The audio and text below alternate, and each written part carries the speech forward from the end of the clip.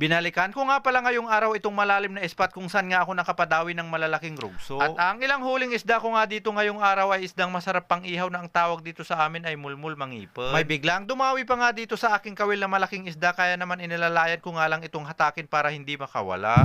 Musta mga kabule, ani idya? So eto na nga mga kabule, 45 this video ngayong araw nga ay mamimingwit nga na naman ako ng isda para meron na namang abasto na pang ulam. Ang gagamitin ko nga palang bangka dito sa aking pamimingwit ay itong aking maliit na bangka dahil dito lang ako sa malapit mamimingwit. Ang bala ko nga rin kasi ay babalikan ko nga lang yung malalim na spot kung saan nga ako nakakuha ng malalaking rugso nung last na ako ay namingwit. Sari-saring mga isda at mga good size na rugso nga ang mga huli ko doon at nakapadawi pa nga ako doon ng 2 layalay. Kapag gusto nyo pong mapanood yung last video ng ako ay namingwit ay mapapanood nyo po ito sa aking previous upload. At habang papunta nga pala ako dito sa spot ay inilabas ko na nga dito itong aking ibang mga gamit dito sa lagayan ko ng isda. At nang makarating na nga rin pala ako dito sa spot ay nipalaltag ko na nga dito itong pundo ng aking bangka. Sasagutin ko nga lang po muna yung nag-comment sa comment section kung bakit bato nga ang ginagamit kong pundo hindi yung angkla. Dito nga po kasi sa aming pinamimingwitan ay napakaraming bato sa ilalim kung saan pwedeng sumabit nga yung angkla kapag ang gamit mong pundo ay yung angkla. Kapag sumabit nga kasi yung angkla sa mga bato sa ilalim ay napakahirap na nga nitong tanggalin. Kaya naman mas maganda nga gamitin yung bato na pundo dahil hindi nga ito basta-basta sumasabit sa mga bato. Inilagay ko na nga pala dito itong aking mga pamain na hipon dito sa net para maibabad ko na sila sa tubig dagat. Ito nga ang kadalasan kong ginagawa para hindi nga basta-basta mamatay itong aking mga pamain na hipon. At pagkatapos ko nga ditong maglagay ng pamain sa aking kawil sabay bantak, pagkahatak meron agad ako ditong nahuli. Unang hagis, unang huli agad.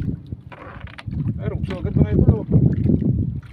Dumawi agad mga rugso. Unang hagis pa lang to. Nakadali nga agad ako dito ng isdang rugso at itong pangalawa kong huli ay itong ang tutukring. Medyo may kaliitan nga lang kasi ito kaya naman tinawag kong tutukring kapag medyo malaki na to, tinatawag namin itong tutukro. May napadawi nga na naman pala ako ditong isang rugso na good size na kapag maliit ang tawag dito sa amin ay rugset. Paumanhin po mga kabuli kung sa pag-angat ng isda ko na lang nakukuhanan ng video itong aking pangangawin. Wala nga po kasi akong cameraman kaya nakapix na nga yung aking camera na nakaharap sa akin. Dito ko na nga lang inilagay yung aking camera sa bandang harap para mas gwapo yung kuha. Kapag sa bandang likod ko nga kasi ito inilagay hindi nga nakukuhanan yung aking muka. Baramon ni barita mo yan lamang kabuli nin gwapo kawanin nin bakas baramon rugso. Pinakawalan ko nga pala muna dito itong isang nahuli kong isda dahil payat parang malnares. At may napadawi nga na naman pala ako dito at nang may angat ko na nga ito isa nga na naman itong good size na rugso. Sana nga magtuloy-tuloy ang dawi nitong mga good size na rugso para makadilihin siya na naman ng pangbenta. At may napadawi nga na naman pala ako dito na buong akala ko nga isa na naman good size na rugso dahil medyo mabigat. At nang may angat ko na nga ito pala isdang takriw na may napasamang ruot kaya mabigat. Ito ang kasunod ko nga napadawi talaga namang napakabigat hatakin dahil ito nga isang good size na chicard snapper. Hindi ko na nga po pala kinukuhanan ng video yung ibang nahuli kong isda dahil kapag kinuhanan ko nga ng video lahat ay napakahaba nga nitong video. Dito nga kasi sa Facebook ay limitado nga lang din ang pwedeng i-upload na video kaya naman pinipili ko na nga lang yung kinukuhanan ko ng video, syempre yung malalaki. Minsan nga ay nakukuhanan ko rin naman ng video yung maliliit kong huli gaya nito, nakakuha na naman ako ng isdang tutukring. Kung akala ko nga good size nga na naman itong aking kasunod na napadawi kaya pala mabigat na pasabitan. Ito nga pala yung mga isdang bato na madalas sumibad sa kawil na ang tawag nga dito sa amin ay palata kaya naman agad ko nga rin itong nipasaswang. Nipasaswang ko'y na nakitry taw sa pangwan ko, rali pati palata kinalap na yun. Dalawang makasunod na isdang takriw nga na naman pala ang nahuli ko dito pagkatapos nakahuli nga na naman ako dito ng tutukro. Ganito ang klaseng tutukro nga pala ang kadalasan naming nahuhuli kapag dito lang kami namimingwit sa loob o sa malapit. Kapag doon naman kami namimingwit sa labas o rikor, ang nahuhuli nga naman naming lapu-lapu doon o tutukro ay yung kulay pula. May napadawi nga na naman pala ako dito na bihira ko nga lamang nahuhuli kapag ako nga ay nangangawin. Ang tawag nga po pala namin sa isdang to ay mulmul mangipon. Diyan po ba sa inyo? Ano po ba ang tawag nyo sa isdang to? Pa-comment naman po dito sa video. Napakalinamnam nga ng isdang to at ang masarap na luto nga dito ay sinugba o inihaw. Lalo na kapag may kapares nga itong tinaltal o pinitpit na bunga ng sampalok lagyan ng tubig at asin. Nakapadawi nga na naman pala ako dito ng isang rugso na lipstikan pagkatapos may biglang dumawi nga na malaking isda sa aking kawin. Sana nga hindi ito makawala dahil napakanipis nga lang ng gamit kong nylon kaya naman inilalayan ko nga lamang ang paghatak dito. Napakalaki nito mga ito.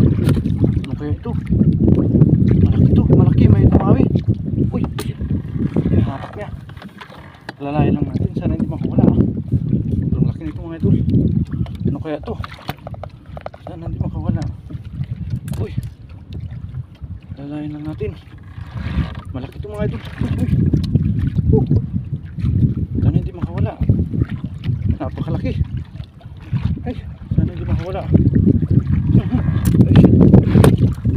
Sana bigay mo. Ay, ano kaya ito?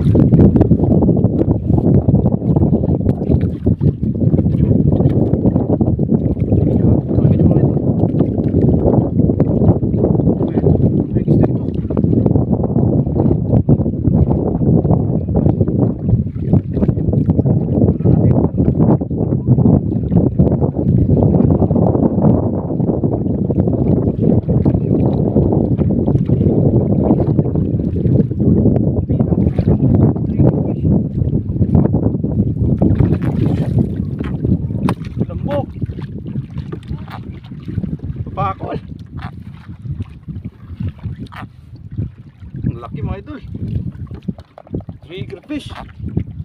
Oh, buti hindi niya naputol. Sulit. Oh, hindi pa gitna sa bibig niya yung ano. Naputol yan na itong isang ano natin, oh. Buti hindi niya naputol yung isa. Siguro para sa akin talaga itong isda dahil 0.35 nga lang itong aking gamit na nylon, hindi pa niya naputol. Tanghali na nga rin pala sa oras na ito mga kabuli at hindi ko na nga nakuhanan ng buong video itong aking pamimingwit. Syempre automatic bago nga ako dito umuwi, binuksan ko na nga muna dito itong lagayan ko ng isda para makita nyo rin itong mga nahuli kong isda. Nang ibabaw talaga yung nahuli kong malaking papakol, halos eksakto lang siya sa lagayan ko ng isda. At pagkarating ko nga dito sa bahay dahil ngayon nga lang din ako nakahuli ng ganitong kalaking papakol, kaya naman agad ko nga itong ikinilo. Hindi ko nga inaasahan na umabot nga ito ng mahigit 1 kilo. Maraming salamat po ulit mga kabuli dahil sinubaybayan nyo nga na naman itong aking fishing adventure hanggang dito sa dulo. At sana naman kung nagustuhan nyo nga na naman itong aking video, muli nyo po itong i-like at i-share. O siya, hanggang dito na lang po. Kita-kits na lang po ulit tayo next upload. Por Diyos.